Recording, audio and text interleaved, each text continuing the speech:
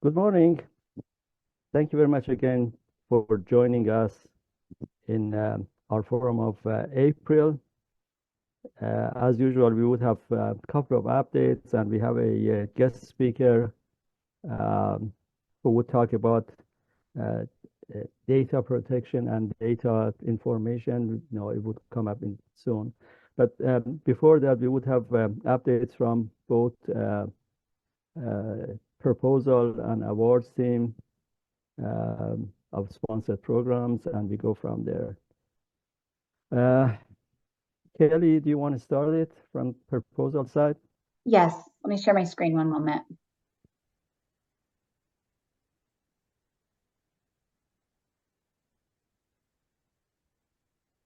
Okay, good morning, everyone. I'm going to talk to you this morning about some information you may have seen come out through the listserv on Monday evening. And that's to share information that NSF has introduced revised formats for the biographical sketch and current and pending support forms. They align with the PAPPG that was issued. And that means starting on May 20th, the new current and pending support forms and biographical sketch forms will be mandatory for proposals submitted or due on or after that date. It's really important to remember that these revised forms cannot be uploaded into research.gov until May 20th. So you can't do it a day early or it's not going to work. Specific to biographical sketches, as many of you know, a biographical sketch is required for each individual identified as senior personnel on a project. And that sketch is sort of like a resume. It outlines an individual's education, training, appointments, positions, and any other relevant information for the agency to consider when making an award. The proposers must use Science CV to prepare the biographical sketches, and that's where this form is housed. Science CV pulls the information from various systems to create an NSF compliant PDF version of that biographical sketch. And then, of course, senior personnel must go in and certify that the information provided is accurate, complete, and current. And that certification language is going to be included in the template itself. So again, that's starting May 20th. Specific to current and pending support, as again, many of you know, NSF requires information for all current and pending support for ongoing projects and proposals. And this is a document where you're going to list the senior personnel's proposed and active projects along with those sources of support. Again, it is created using Science CV, and Science CV will generate the PDF compliant versions of that document, which will be saved and submitted in research.gov. So again, it's going to make it a little bit easier, we think, for everybody in the long run using these formats in Science CV. NSF is going to present a webinar tomorrow at 2 p.m. Eastern to discuss the revisions to these forms and give a demonstration on the functionality to help you to create and download those documents, again, which are effective on May 20th. I've provided the link in this slide deck to register, and I will go ahead and put it in the chat too as soon as I'm done presenting. So with that, thank you, and please let me know if you have any questions.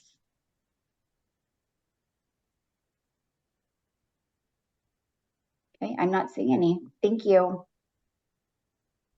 So we'll see how it goes. I guess tomorrow some members of our team would definitely attend the Zoom meeting, and hopefully we would have more information. But it seems like the directions were pretty straightforward.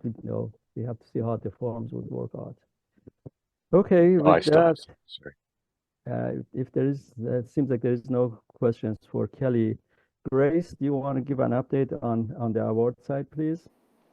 Good morning, everybody. So I'm here for the SPO Awards team, and I have a short presentation on after-the-fact modifications and requests. I'm going to share screen. Okay, so we're getting a lot of after-the-fact awards. A lot of the marketing board awards are coming to us as after-the-fact. So I just want to quickly go over the process for you on the department level. So after the fact, high-use proposals are required when an award is received when a proposal was submitted to the sponsor without receiving SPO review. So these awards are coming to us. There's no record in the system of it, so we know it's an after-the-fact award. So please prepare and submit the proposal materials to SPO and Cayuse SP for review. So all grants and contracts and cooperative agreements have to be approved. If something wasn't routed to SPO at the proposal submission stage, then we have to route it for approval at the award stage. We're not going to process the award without it. So if we get it and it's not in Cayuse, we're going to ask you to route that after the fact proposal through Cayuse. And when you route that after the fact, just note in the short project name rather, put ATF for awards. Proposal type would be after the fact. Submission method, just say paper, and then provide the sponsor contact information in the pop-up box because we might not have that. Obviously, the PI must have submitted directly to the sponsor. And in the special interest tab, indicate that a draft agreement was received. We will forward you the agreement that was received, so upload that award document. And in the proposal attachment, upload the draft agreement and all other required documents for review. That obviously includes the internal budget and any other supporting work that went into the proposal package. Okay, so route that as an after the fact. When that comes to SPO, we will then assign a project number to that after the fact award and assign it for processing at that point. But we're not going to start processing that after the fact award until the internal approvals are in place. Okay, award modification requests. So there are two types of award modifications. I want to go over how to properly request them. So send these requests to awards@ucdavis.edu. That's the awards inbox. So any carry forward requests, no cost extension requests, rebudgeting requests, or other sponsor prior approval requests. Okay, so those would go to the awards inbox with a request and upload any supporting paperwork that may be required. And if you want for more information, go to the link on the bottom there that will tell you the generally required information for each of these requests, but they're sponsor specific, so read the sponsor terms. Now, PI or admin department change requests. These require a new Cayuse IPF to be routed, and that's because new institutional approvals are necessary for these changes. So submit a new internal processing form, IPF and Cayuse SP, and complete the following fields as indicated. So in the short project title, you would say ATF for awards, and then / the Cayuse project number, PI change or admin department change. That lets us know that it's for the awards team to process. It's not for proposals to review something. It's an internal institutional change. In the proposal type, select amendment.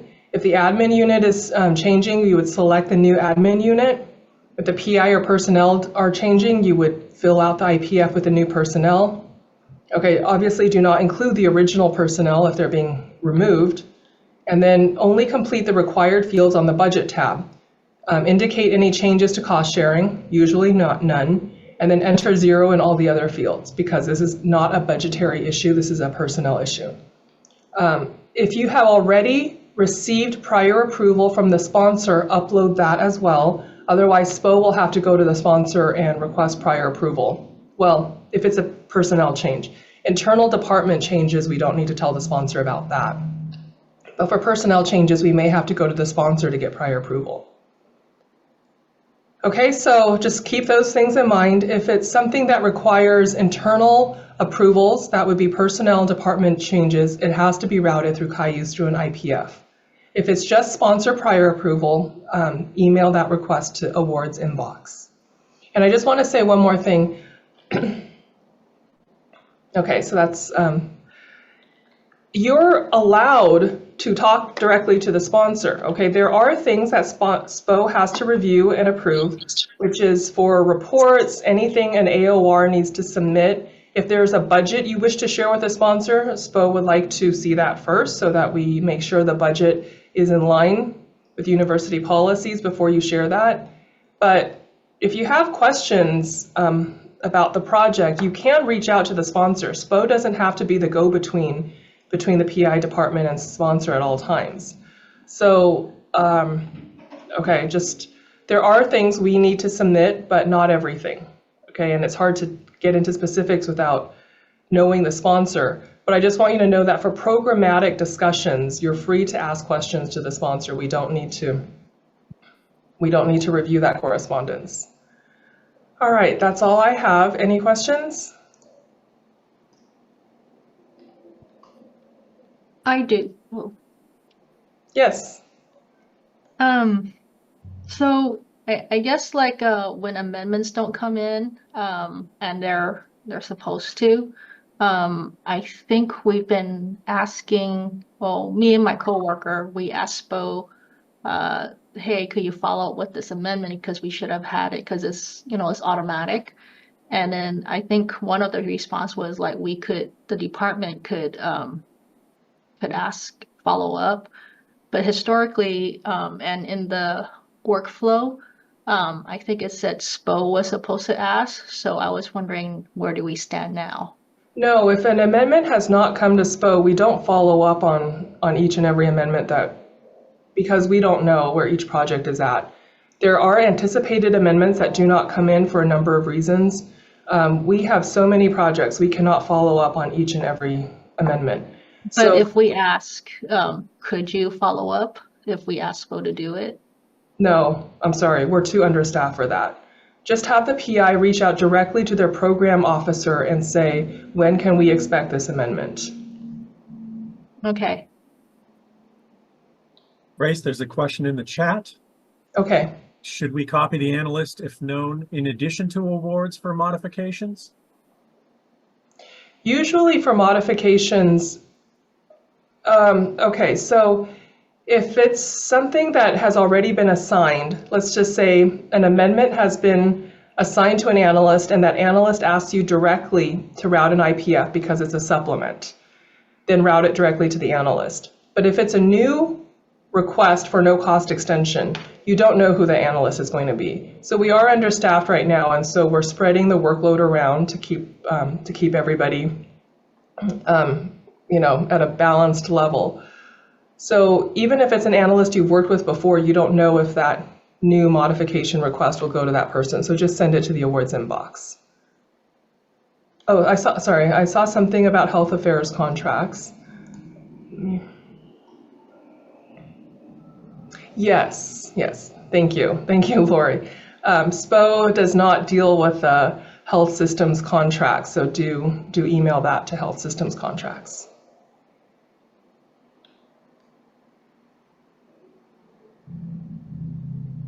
Seems like there's no other questions. I want to say something regarding the after the fact awards that Grace mentioned. Sometimes, you know, those are not avoidable. However, there are lots of times that the PI send proposals to sponsor and bypass sponsored programs. That is, for your information, that's violation of university policy. We need your help to keep reminding the PIs that policy of university, this is OP's policy, says that any proposal that we are sending out from university for anybody who, whose any part of their salary is paid by university or in performance of the work, they are going to use university facilities, which again, it would cover almost everything. The proposals have to come through sponsored programs for review for compliance with the policy. When some PIs just don't go through that step, and then they get an award, somehow the expectation is that we should immediately accept the award and go forward. Unfortunately, those awards in most cases go back of the line because we have to take care of the PIs first who follow the policy. It's not fair to them to have the after the fact awards jump ahead of everybody else. So with that, the process would get slower for those awards, and also we might find things, and this happens from time to time, issues in the award which comes in, which we have to fix because the policy has not been followed, and we technically we would not be allowed to accept the award. And then you know that everybody's upset that, well, we have an award, why can't you accept it? And the answer is that because something is not working out, and we have to fix it. And if we knew it at the time of proposal, most probably we would have fixed it. So please help us explain to the PI. Some of them might be new, they might not know, but that's their obligation. They have to send the proposals through our office for review before going to sponsor. I see a question coming up from Gian. Yes, I have a follow-up question to Grace. Actually, in that case, Brym had earlier something needs to like follow up or question for the sponsor. So in that case, Grace say we should have a PI follow-up on that. Is that correct? Because previously we had the same thing. We asked a question, the response from NIH program manager was they need to SPO to SPO. They need to talk to SPO. They say they can talk to everyone from all over the institution. It's they just cannot. They need to spoke to the institution representative. So in that case, like Maureen had earlier, like something needs follow up or question.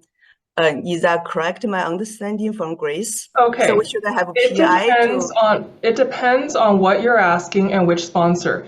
NIH notoriously wants AOR concurrence or AOR representation, but it also depends on what the PI is asking for. The PIs talk with their program officers at NIH all the time. Okay, not every question goes through sponsor programs, but if we're representing something in a report, so it depends on what you're asking NIH. If it's something related to a report, probably an AOR has to submit that. If it has to do with the financial numbers, AORs probably have to submit that. So it's impossible for me to tell you each and every situation that needs to come through our office and which ones don't. But NIH tends to want AOR concurrence. So, but for project issues, I mean, PIs do reach out to their program officers to discuss their projects, and then maybe route a prior approval request after they've already discussed certain issues with the program officer directly. The case we had before, it's like some question on the policy PI had. So we had the question, yes, through I don't know. In the future, then PI should ask, or if we're not sure, we check with SPO. Or okay.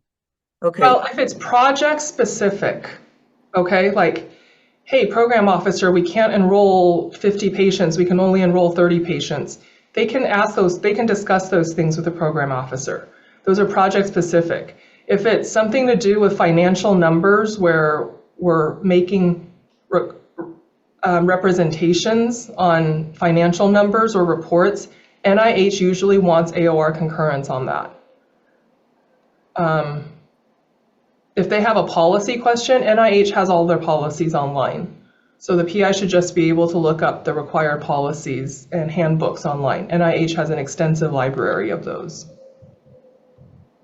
Okay, then we have we have the PI to look the policy online. Okay, thank you. Okay, yeah, thanks. Any other questions?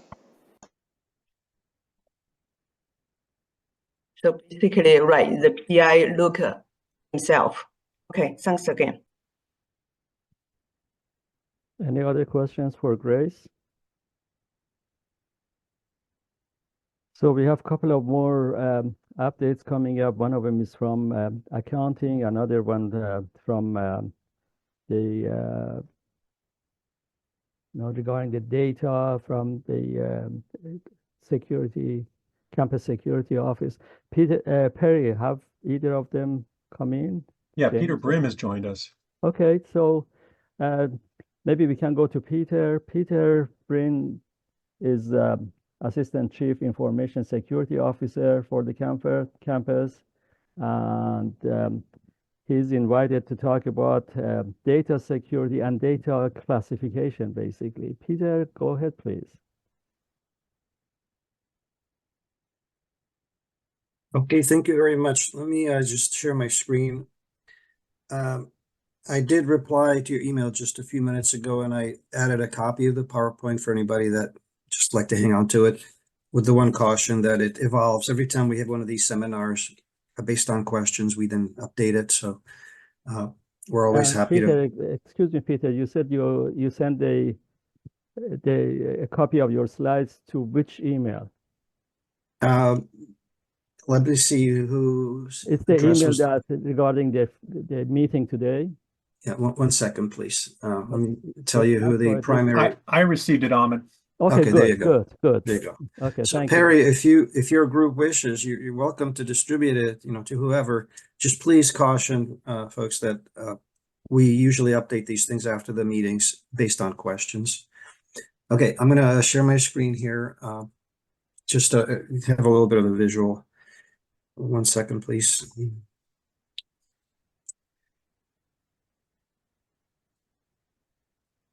There we go. Okay, so I work with the University Information Security Office. I report to Cheryl Washington, our CISO. And each year we have, well, the world has something called October Cybersecurity, where October is dedicated to talking about topics like this. And I've thought for a while, and we actually verbalized these thoughts last fall, that really every day should be, Cybersecurity Day, just like every day should be nice to your colleagues Day. And so one step towards that concept, we initiated a monthly data classification seminar. This slideshow is a composition of the last 4 that we did. We do one every month, and with a little bit of an angle for research. What it doesn't have is very specific examples of data elements, and data element, but by that we mean, for example, your name is a data element. Your height is a data element.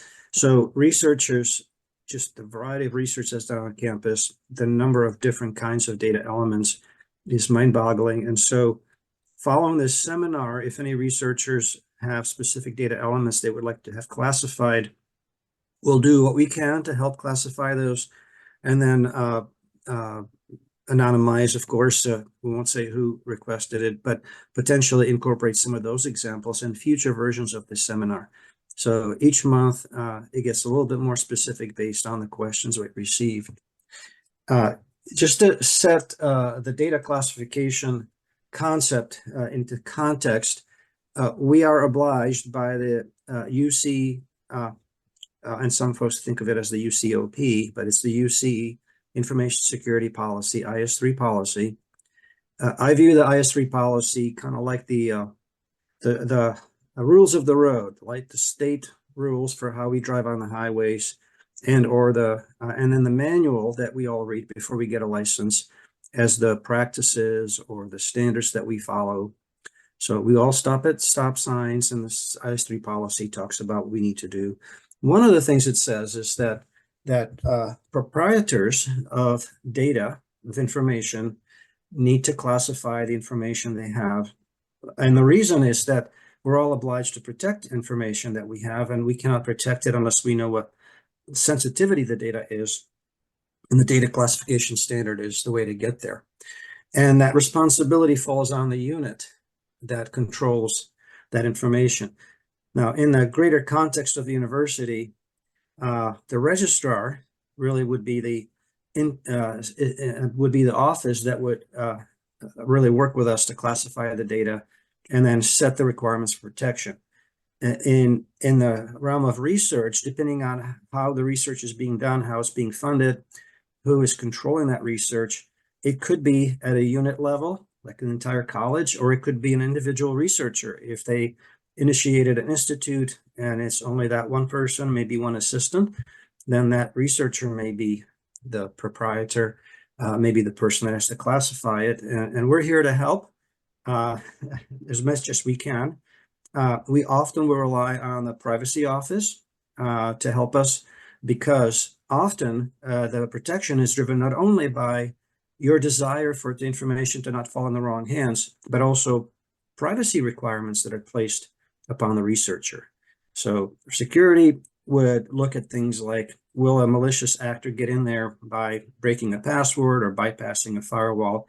And then the privacy would look at, do we as researchers who are holding the data, are we disclosing it, to people we think need to see it, but we haven't considered the privacy requirements that were placed upon us. I put in here the resource for where some of these statements are coming from in case anybody wants to look at the whole kind of ecosystem of the requirements that are placed upon us. But these are the high-level requirements for today's conversation. And so since we mentioned proprietor, I also outlined here the more detailed description of what the proprietor needs to do. And you can see here, there's an overall responsibility for the data, but the classification is right there. And then documenting what the data classification is, notifying all the folks who are handling the data, how sensitive the information is and what protections are needed. I will mention that, and I'll go to these websites live, and anyone that has already been up there, that might be maybe a minute of boredom for you, but those of you who have not been up there, I want to just point out both the UC data classification location, but also the UC Berkeley. UC Berkeley's actually been very active in the data classification space. They even were so active that a few years back, they had their own data classification scheme, but now they're aligned with UCOP, and their website, if you're trying to classify data, their website actually is pretty helpful. They don't say too much new information, but they repackage it in a way that's more useful. So I just wanted to point out that there is a guide that UC provides. This is the URL for that guide, but let me pull up the live website and make this a little bit more real.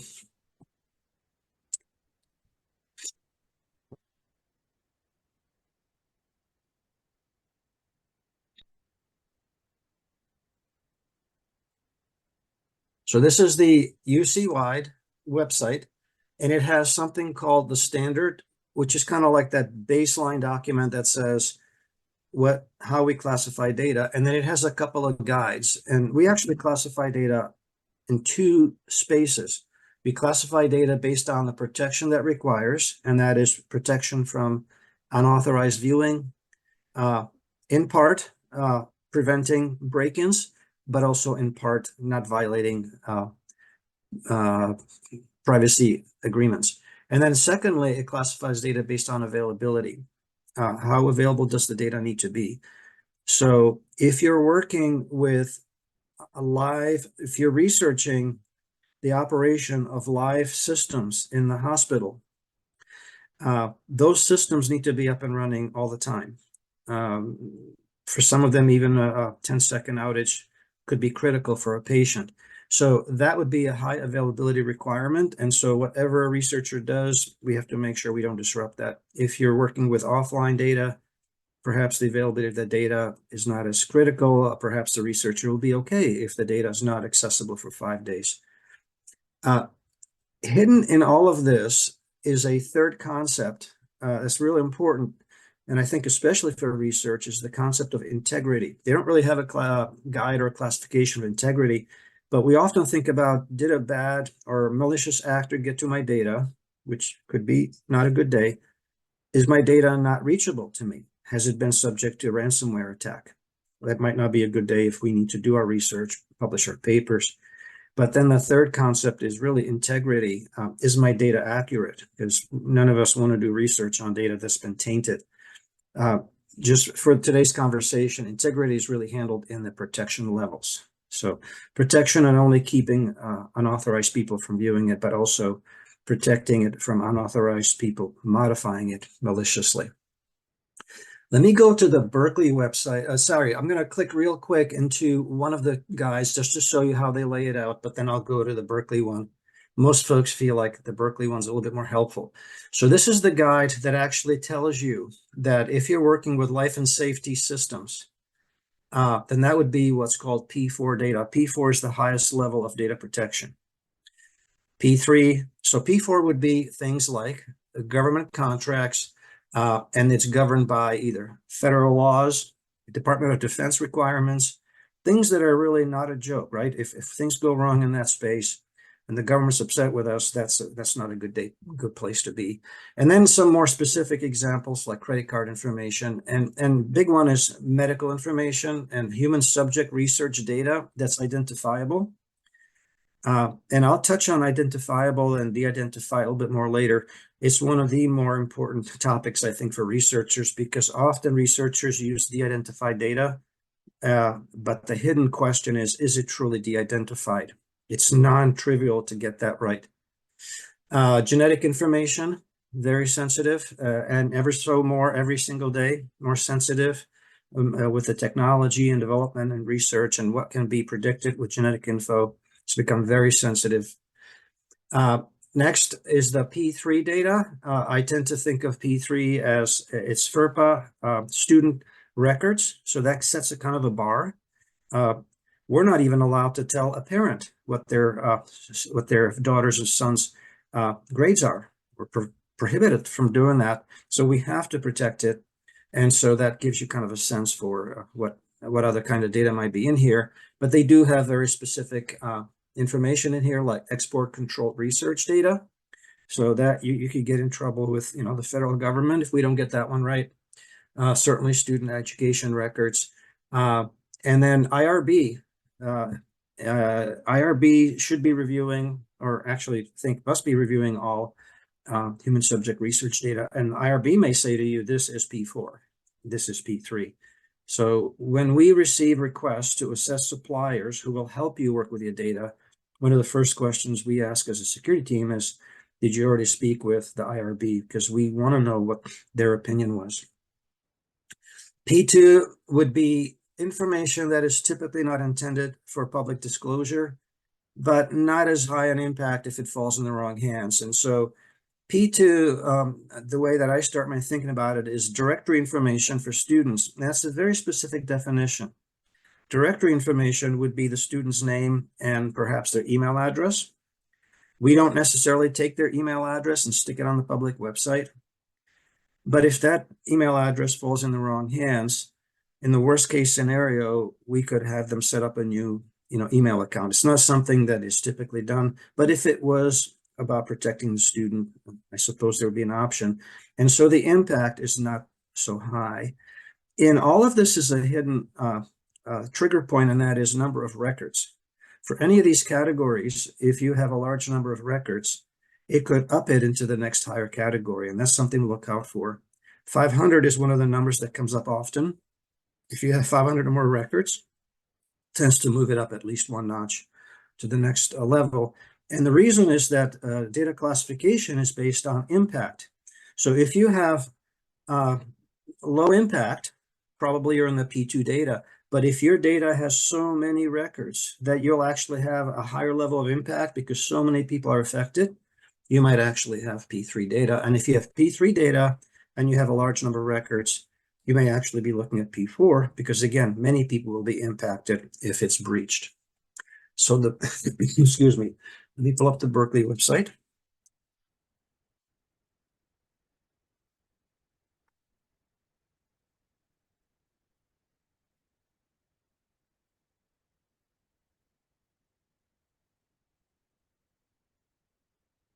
And so why might you want to go to the Berkeley website?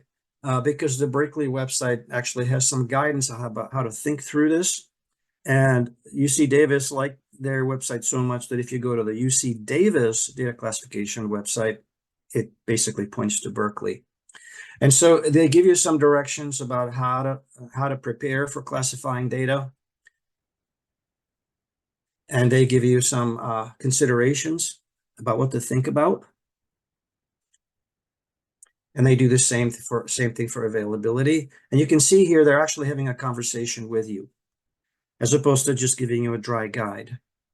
One caution, Berkeley is going through a reworking of their guide. And so they're actually working in the IS-12 policy. And so soon they will have a newer guide. So I just wanted to call out that if you're having a hard time using the UC website, you might consider going to the Berkeley Data Classification Guide and see if that helps you.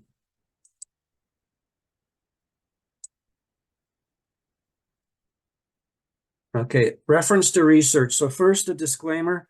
I did spend some time in the research space when I worked on the East Coast, but it's been a while, so please forgive me if I say something that is totally silly in relation to research. But really, classifying data is a standard, and so most of what I'll say is pretty generic.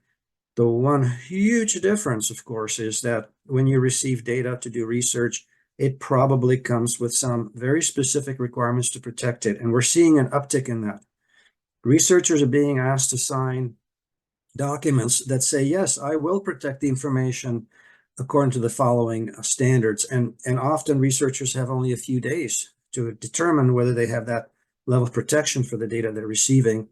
And one of the first things that you want to do is understand the sensitivity of the data if you're going to look up the protection that's needed. And then, of course, the contract that you're signing may have specific language. So you probably have heard of HIPAA. Many people refer to medical information as HIPAA. That's not exactly accurate. At UC Davis, much of the information we handle for students that is medical, like the Student Health and Counseling Center, they are apparently not subject to HIPAA. They do handle medical information. They do strive to protect it according to HIPAA, but primarily they're driven by the P4 requirements to protect P4 information. However, even in their case, when they interact with hospitals, that component of the data may be subject to HIPAA. So there is not like a straightforward cookbook you can follow. It's more like let's learn to cook and then be able to put together some good meals. So same thing with the data classification, talk about the fundamentals, but then apply those to special cases.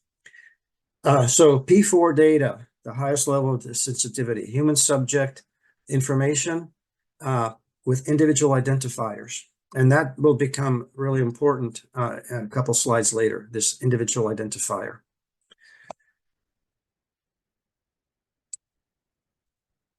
Here are some of the laws and regulations to be aware of when you receive data, to really ask, what is governing the protection of this? What is the funding agency expecting? What is the provider of the information expecting? And the funding agency and the provider of the info may not be the same organization, right? There may be a federal law that governs the use of that data, but your data might be coming from an industry, a group, or wherever you get it from. And so California actually has a very strong privacy protection law. We are in California, at least most of us. And so obviously that applies. And CMIA is also California. That is kind of the HIPAA version in California, in some cases equally or stronger than HIPAA. So something to look out for if you're dealing with medical information. Let's see, PCI DSS. I don't know if anyone on campus does any research with payment card industry, but some researchers actually collect credit card payments or offices that provide scientific services collect credit card payments. So that is a pretty heavy duty requirement to protect the data as well. And the punishment is really pretty serious fines, maybe even loss of ability to process credit cards, therefore no income's coming in. And it impacts the whole campus. One group's slip on that can impact the whole campus. GDPR, you've probably heard of that. If you're dealing with data about persons in Europe, you may be subject to GDPR.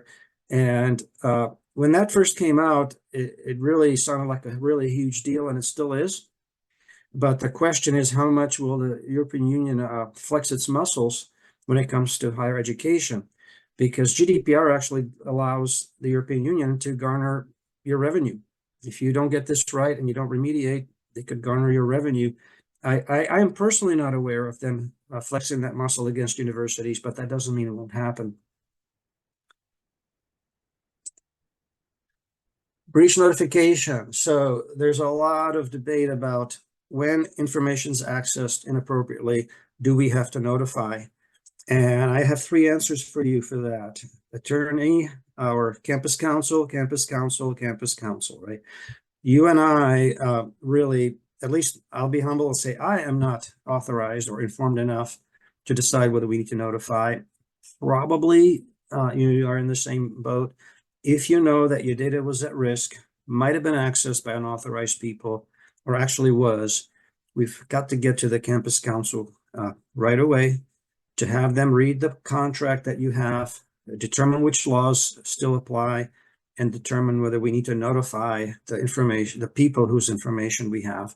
So just a really caution here, please don't process situations where you think your data was put at risk or was actually compromised on your own.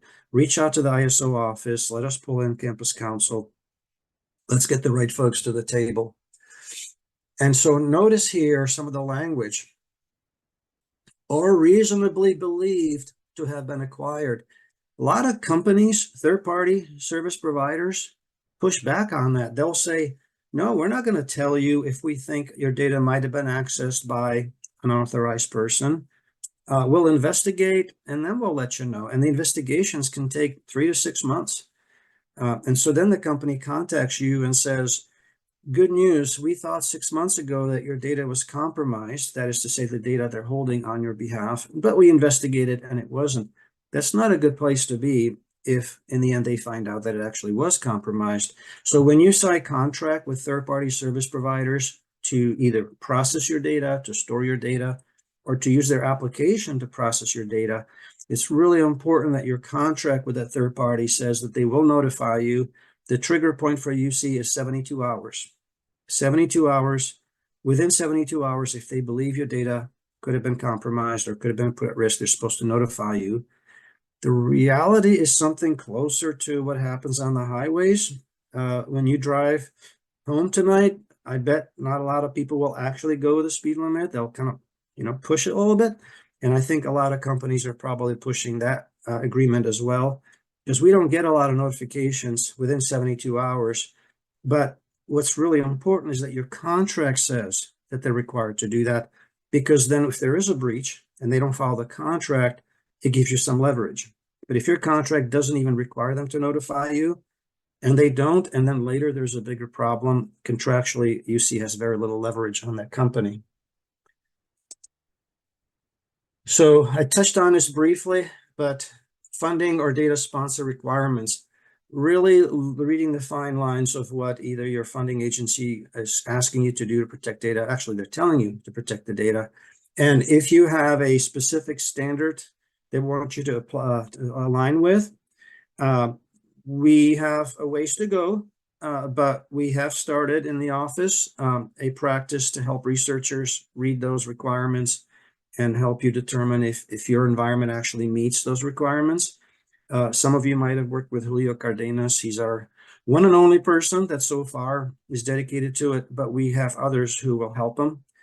We have a liaison program. We have 6 persons that we brought in to work with individual units.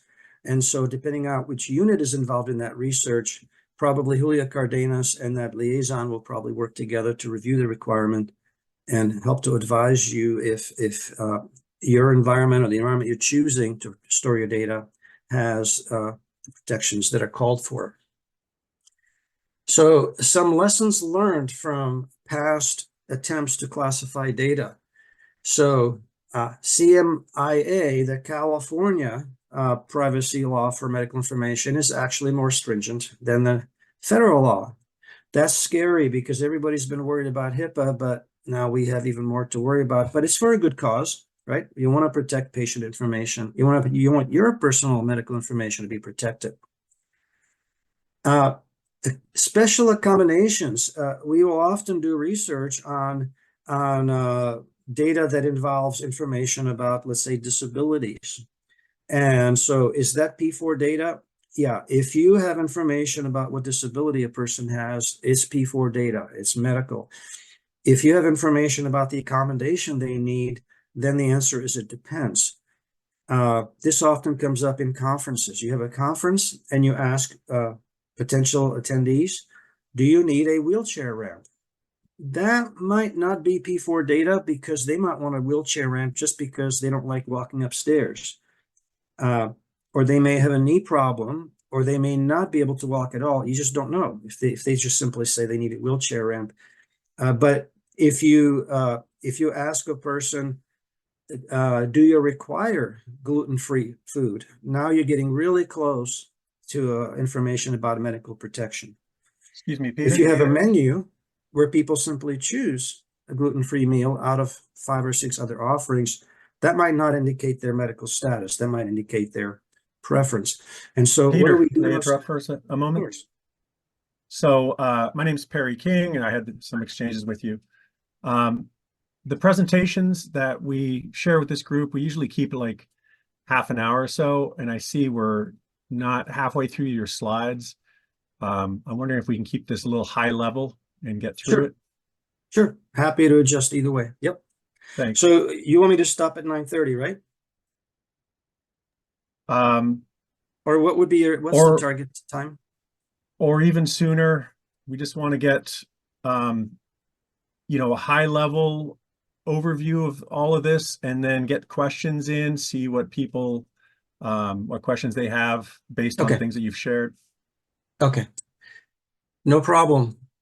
So let me skip down to the really important topics. Okay. This is one of the most common examples of questions we get. We have de-identified data that we need to upload into a service, cloudstorage.com or whatever, or even into our own server. Do we need to do a vendor risk assessment? This is an assessment of a third party, which is required by UC policy.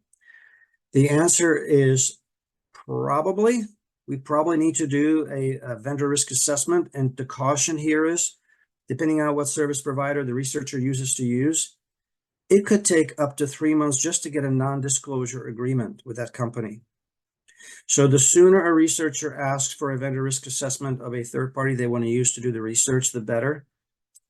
If we can show that it's truly de-identified, that it cannot be re-identified, then perhaps we can do a lesser assessment. But the sooner the researchers ask for us to do an assessment of the third party to support their research, the better. And sometimes it's very punishing. So literally, we had a case just recently. It took 3 months. It was a new supplier. It took 3 months to get the NDA signed because it took a while to get the system set up in the procurement system, et cetera. So just a caution. So 3 topics that come up often, and I'm not even going to try to pronounce this one. English is not my first language, and every time I try to pronounce it, I fail. So I'm just going to let you read the word. But information from which direct identifiers have been eliminated, but indirect identifiers remain. So if you have information like this, it is not de-identified. You could figure out who the people are. So being careful about that. De-identified, direct, known, and indirect identifiers have been removed. So that's better, because indirect identifiers could be something like your address. And if you're the only one living at that address, or maybe you're the only person over 50 years old living at that address, people can figure out who you are. So de-identified is tricky. It's got to be both the direct and indirect. And anonymous, direct and indirect identifiers have been removed or manipulated together with mathematical and technical guarantees to prevent re-identification. So this is really what you want to head for if you can. And that may require a specialist to help you determine, is it technically and mathematically truly anonymous. But if you really want to say, I have information that cannot be traced back to individuals, that's what you want to shoot for. And the thing to really remember is, if you can combine your data with other publicly available information and re-identify a person, then it's truly not anonymous. So being really careful about the fact that you could get information elsewhere, bring it together with your protected info, and all of a sudden you know who the subjects are. So I won't go through these, but these are the questions you want to ask. And cell size suppression, cell sizes where n is less than 10, must not be published per UC policy. There's a very specific reference to a policy where you have a very small data set. The concept of toxic data. So multiple pieces of sensitive info converge together. You may have a toxic combination. It's something just to keep in back of your mind that often we'll get data from more than one source. We bring it together. And now what used to be information that is not identifiable, all of a sudden it is, or it's causing another problem. Whoops. I already talked about credit cards, so I'll skip over that. PII, this is a term that often comes up with data classification, personally identifiable information. It can be anything like the name. It could be the social security number. It could be medical status. And what's really tricky is what is it combined with? So name and medical status is P4. Name alone is not P4. That could even be public info if it's a public figure who wants their name out there. Name and home address, that could be P1, P2, P3, P4. If you think about a federal judge who wants to have their home address protected because there are people who just got out of jail who are after them, that would be P4 data. If it's someone who wants you to know where they live, so maybe the address for the President of the United States in the White House, that's public information, right? The street address at least. And then also when you're asked to classify data, really ask, what are we really being asked to classify here? And this was a really great example. We received a request to classify honeybee data for research. Turned out we were being asked to classify the data, which was the location of where the honeybee keeper operated. And some of those locations were home addresses. So that was somewhat sensitive. Some of those addresses were really the bee garden, like at UC Davis. That's public information. So really scrutinize what you're truly being asked to classify. There is a thing called Appendix DS you want to be aware of. If you're going to be signing a contract with a third party, you're going to have to specify the data protection. And a lot of suppliers will push back on that. That right there can take another 2 months or more. Negotiation. So first there's the non-disclosure agreement, then there's the actual vendor risk assessment, then there's the contract negotiation. Now, not everything takes that long, but I just wanted to caution everybody, if you're a researcher and you have time-sensitive things to do, which most researchers do, the sooner you ask the cybersecurity team to help you, the sooner we can hopefully point you to the right resource and at least get things started so that the suppliers are put on notice that they need to provide us information so it can help you. All right. We talked about number of records, so I'll skip that. Privacy is not the same as security. Now, security can help you maintain things private, but these are two totally different topics that really they each need their own treatment. Privacy is more about what you do with the info, what you've agreed to do in terms of confidentiality, and then security is more about the mechanisms by which you accomplish the confidentiality. And I'll just say that if there is anything at all in what I said today of interest to anybody, and you'd like to participate more in these kinds of conversations that are more detailed, we do have a monthly seminar. It's the second to last Monday of each month. It's the last Monday of each month. Apologize. This month it was the second to last Monday because of a complication, but it's every month at the end of the month on a Monday. And it's at 2 o'clock. If you would like to participate, just drop me an email. I'll add you to the distribution list. Actually, I have a calendar invite that's like a hold, and I'll add you to that. So that's the end of the PowerPoint. And if I can answer questions, I of course will.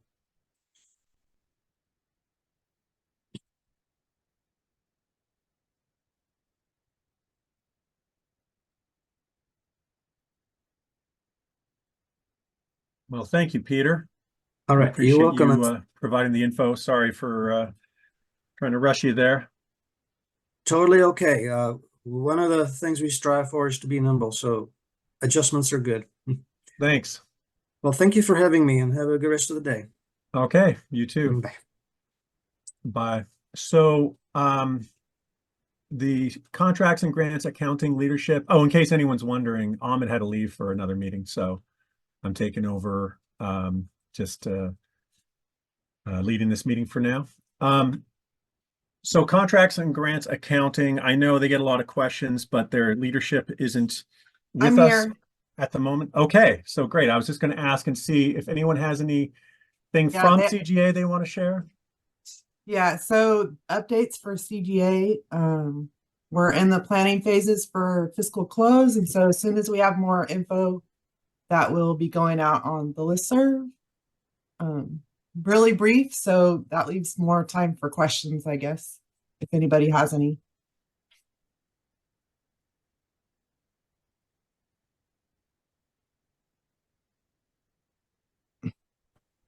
I have a question about Yes. cost share. Sure. I'm getting ready to submit the request to create a project. Okay. Is there a specific what's it called? Contracts and grants topic that I have to put on there. I have contracts and grants and then sponsor project billing and reporting. Is that the correct one? No, just do grants administration so it routes to the right group.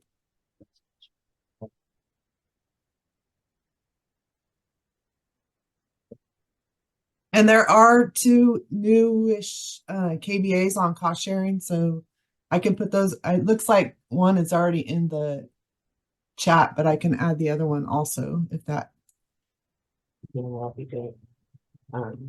Lenora, I have a question. Sure. Say you didn't get the memo on cost share now being an Aggie enterprise for Q1 of 2024, and you submitted it or tried to submit it through the old cost share app. Does that still count, or do I need to redo it? If you were able to report it for that period and all the expenses are in there, the contract administrator can use that finalized report. Okay. But any new expenses would not be, you wouldn't be able to add it in there. Like labor transactions, for instance? Yep. Or, okay, right on. Thank you. Mm-hmm. So I was looking at the KBA for cost share. Could you do a quick down and dirty? So CGA sets up the cost share number and we get a cost share number. So do we assign payroll to that cost share number?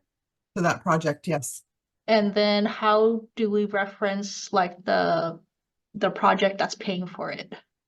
So and maybe Deborah wants to I can chime talk in, about but it. yeah, go ahead. So we would be contacting you if we've already contacted all the departments that have cost share projects to find out what fund source they're going to use to fund those entries. So your cost share project will have a fund source that's coming from internal sources, just like your sponsored project has a source that's coming from outside the university. Right, we have a sponsor for a sponsored project. We're going to have an internal source for a cost share project. Okay, but it's billed directly to the cost share project is what I'm saying then. Right, you're going to charge your expenses directly to the cost share project. Okay, and then if we need to do cost transfers, because we hadn't done that before, it's just the regular cost transfer thing? You're going to transfer them to the cost share project. Yep. Okay. Any other questions? That KBA went out yesterday. It's not exactly what I wanted it to be, but I'm not the only person who gets to have input. So if you have questions about it, you can send, put in a help ticket and we'll get to your questions as quickly as we can. Thank you. Lenora and Debra, in the chat, there's a question, looking ahead to fiscal year 25, do we need to submit tickets for new project numbers? Correct. Yeah, if your project, if your award comes in and we can clearly see that there's a cost share project or that you, for some reason, no, yeah. If you need a cost share project that's additional, you'd need to ask for it. We're only setting up one project, right, Lenora, per new award. So you'd have to request additional projects if you needed them, including cost share projects. If you have more than one fund source that's funding your cost share, you would need more than one cost share project.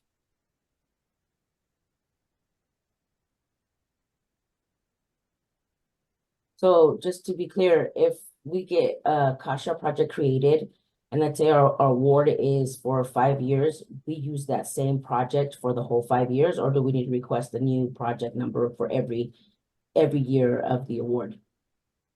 You should would be just- able to use one cost share project, but depending on how the reporting is required, I would imagine, Lenora. Well, cost share, it would only need one unless you're using multiple funding sources. It would be different on your sponsored project tied to the funding, whether it has annual reporting or auto carry forward, whether you would need additional projects or not. Gotcha. It depends. That's what we Right. need in our background. Right. Grace needed it too. Okay.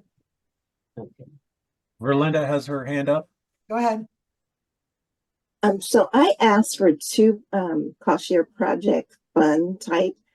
So I only have one. How do I go in and figure out which one was set up so I can go ahead and charge expenses for that fund type? I don't think it's a screen that you can get to, so you'd probably have to contact one of us. Okay.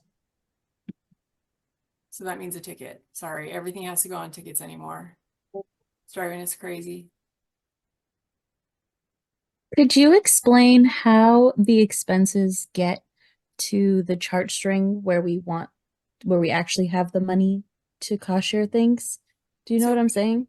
We link the fund, your 13U00, 13U02, whatever fund that is that's going to pay for the cost share.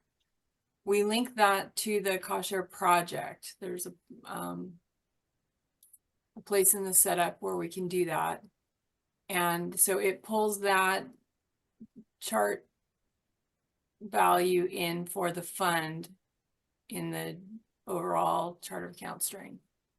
But when I'm looking at my, let's say my 13U00 chart string, will I just have to know that $20,000 of that should be set aside for cost share? Because No, I I don't. believe you need to basically re-budget that. There's a mention in the document about how to move the revenue. I don't really understand it fully because I don't see it from your side, but there's a revenue entry that simulates an old budget adjustment, or is a rough equivalent of the old budget adjustment, where you're actually reducing the budget on your 13U00 funds and increasing it on the cost share project. Okay, so that Not sounds the like it best assumes advice we're on using that. PPM as a cost share source. Right? The fund is paying for the cost share. Okay.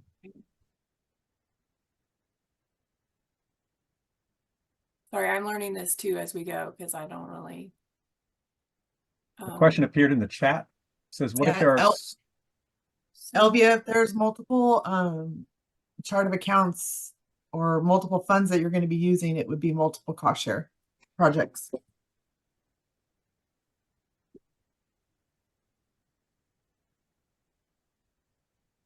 And Hijab has her hand raised for a question. Go ahead. So I have a situation where I do have a cost share project and it was created, but the fund was linked to not the coffee funds, but to an incorrect contracts and grants fund. So I did submit a ticket for that. It's been about a month, and so what is the best way to kind of follow up on those type of requests? Since we are approaching like a year of that award, I want to make sure that the correct costs are allocated to that project. And I know last time when I asked this question, I think the guidance was that contractors and grants might need to create a completely new cost share because that function is not available to update the fund on an existing cost share. Is that still the case? I believe we can update the fund source on the cost share project. As far as where those tickets are, I don't know. I would just, as kindly as possible, I would like to suggest that, every minute that we're spending looking up tickets and figuring out where your ticket is in line is a minute that we're not spending processing people's requests. So we're doing a lot of ticket shuffling over here, and it's time that we could be spending getting tickets processed and completed. But that said, if you need your fund source changed on your cost share project, I can look into that and see if that's something that we would have to create a new project for, or if we can just change the one that we already have. I'm not sure, actually. Should I email you and just reference the ticket number? Is that appropriate, or what? You already have a ticket? Yes, please do that. Okay, all right, thank you. Or actually, if you put a note in the ticket, you can, I'll see the comment came in. I'll watch for it. Okay, I'll do that as well. I Thank try you. to review, the system emails us every time the ticket updates pretty much, and I try to read all the comments, but once in a while I miss them. But if you address it, you know, hey, I talked to Debra, it'll get routed to me eventually. All right, okay, sounds good, thanks. We have someone who's triaging tickets, and she'll forward it to me.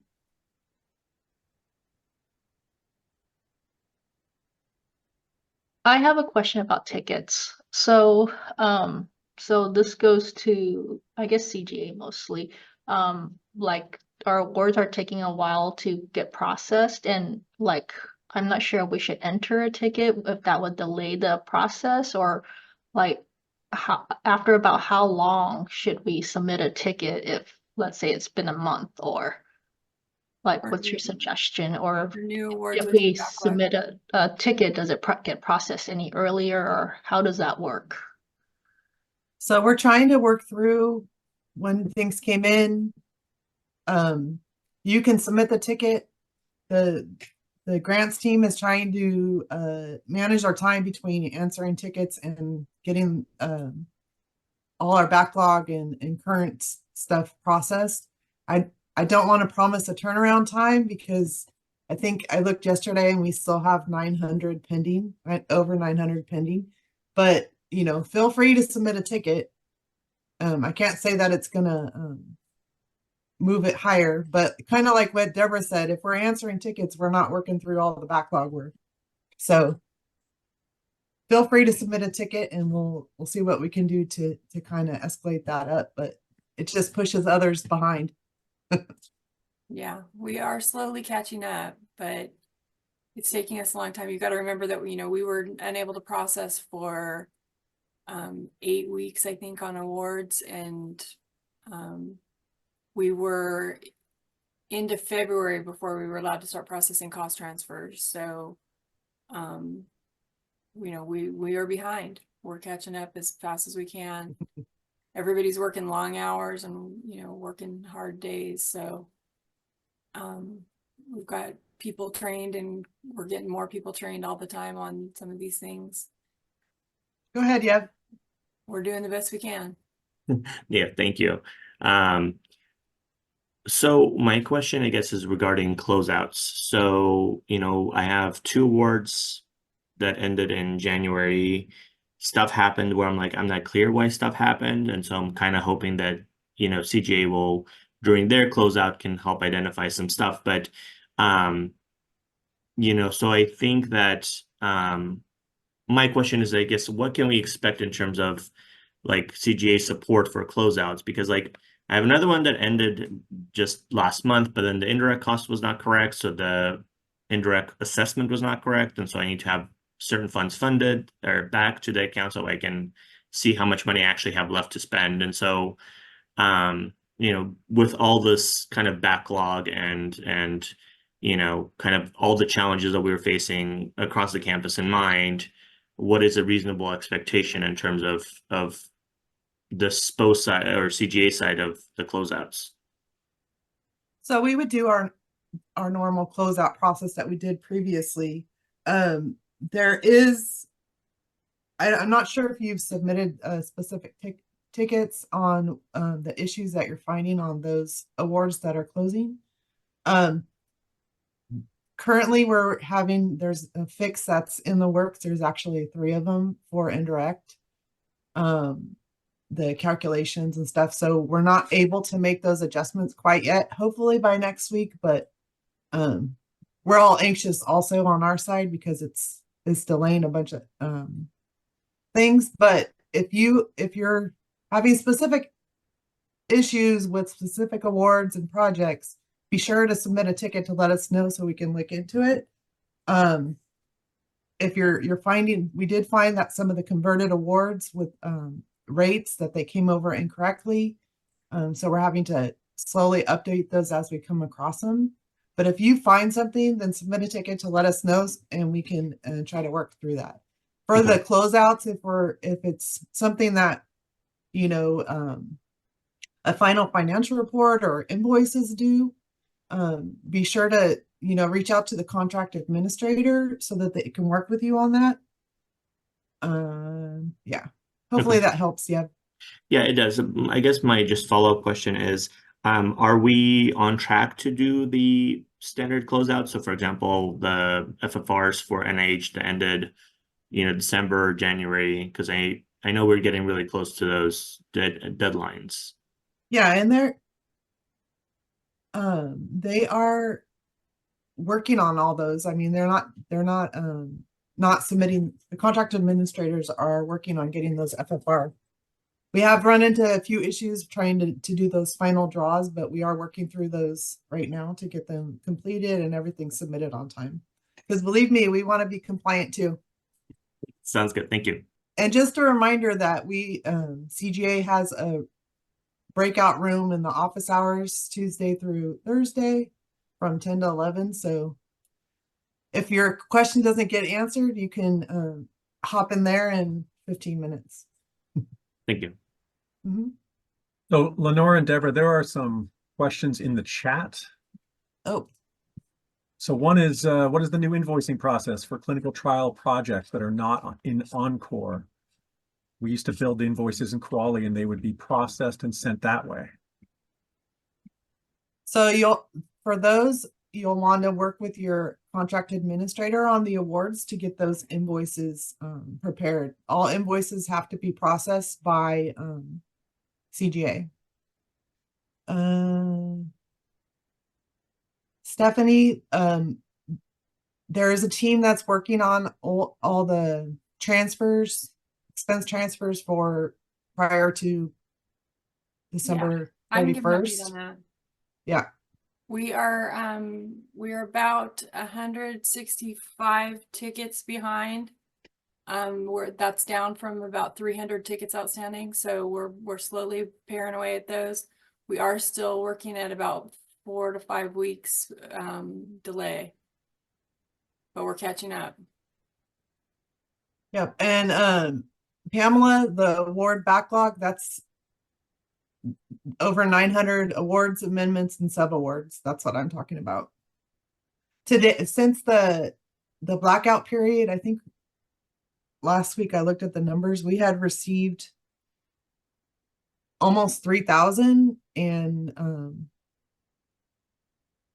then it's ongoing every day, of course. So as of yesterday, it was 900 pending. Jessica, if you want to send me a list of the departments and who the project manager should be, I can save it in a file for my group to reference. Can't say that it'll always happen, but right now the way that the awards feed over from SPO is it's whoever is identified as the administrator. So it may not match up to who is the project manager. Hopefully that answered. Did I get them all? Perry? Yeah, Farm had her hand up. Yeah, Farm, if your ticket was marked resolved, after a week it moves to a closed status and we can't reopen it at that point. Do I have to resubmit that? Yeah, if you could, that would be great. Because this one was a high risk transfer and I submitted this back in February. So if I'm resubmitting it, I don't know if it's going to be like an additional, if it's going to need additional approval. Let me take a look at why it was closed. I think it was just the response date. That we had asked you to add additional information or something? Yeah, it was the template. You guys updated the template and you guys wanted the data transferred into the new template. Well, Unless we were missing something critical, I don't know why we wouldn't accepted it with the old one, but let me see here. And I just had a comment for all of these tickets where there's payroll transfer, like these JV payroll transfers for expenses that are prior to Aggie Enterprise go live. Can you guys keep the tickets open until the actual transfers have taken place? Because I have several tickets that with a comment that says the transaction has been submitted for processing, but then when I go in and check my managed project costs, it's not there. So then I have to reach out to whoever the analyst is, and they're like, "Oh, okay, well, we were missing this information, or the data that we sent for processing was not correct, or had error, so that's why I didn't post." So I was just wondering if you guys we changed that a week or so ago. Oh, okay, great. Thank you. So yeah, we're not gonna close the ticket until they're processed. Okay. So I see a note here actually from me saying that we hadn't heard back from you. We needed prior to that. It wasn't that we needed the new form filled out. It was that we didn't have all the information that we needed filled out on the form that you submitted. So if I resubmit the form, is that going to be, is that going to require additional? If you resubmit the same form, it's not going to have the information that we need. So we need the POET string or the full chart of accounts for each debit and credit. We need each debit and credit on a separate line, all those things. But if you resubmit it with all the correct information so that we can process it, then we will go ahead and process it. Okay, yeah, because when I resubmitted, I think you should have 2 attachments on there. There's one that's doesn't, at the end of the PDF doesn't have anything, and one says new template. That the one with the new template should have all the information that you need for the transfer. If you would submit a new ticket and refer to the old incident number, then I will bump up the priority on it. Okay, thank you. Yeah, a lot of these questions can be addressed during our office hours. Not that we're not welcome, but, and then I did see, Jenna, your question. Yes, for Aggie Enterprise, any payment has to be tied to an invoice. So if there was not an invoice created, you'll need to reach out to your contract administrator so that they can get that created so the payment can be applied. Go ahead, Pamela. Okay, so I need to go back to this awards thing, and I really apologize for beating this to death, but we have some awards that are delayed in sponsored programs because of their issues, and I totally understand. I'm not trying to slam any department. And then I know we have the awards background in contracts and grants, but we have a lot of these awards that are like for a 12-month period of performance. And I almost feel like I'm to the point where I need to tell the PIs, don't go for anything that's less than 2 years. What's the workaround for the delays? Is there one? What do I do? So if you've received an award that has a short timeline, and maybe the contract wasn't signed, and then so there's a short period of time where you got to get this, then you could submit a ticket and put urgent as to it's quick turnaround or whatever it may be, and we'll try to do our best to get those. We are trying to somewhat prioritize new awards because we know people need to get their payroll put on them. And I'm hoping that we can get through some of this backlog soon. It's just taking a bit of time. We, like Spo was saying, we were short-staffed for a bit too. And, we keep, we're trying to adjust and figure out all these errors that we might be getting in AE also. But, and if there is something that is truly urgent or whatever, feel free to send me an email and I'll do what I can to get that escalated. But if everybody does that, then the backlog's just going to continue, right? So, I know it's everybody's a really challenging situation. We get that. Yeah. Okay, thanks. Uh-huh.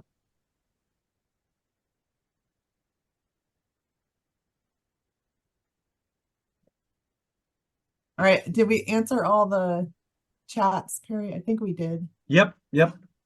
So great series of questions there. Any more questions for Lenora or Debra in CGA? I see. Hi, Debra.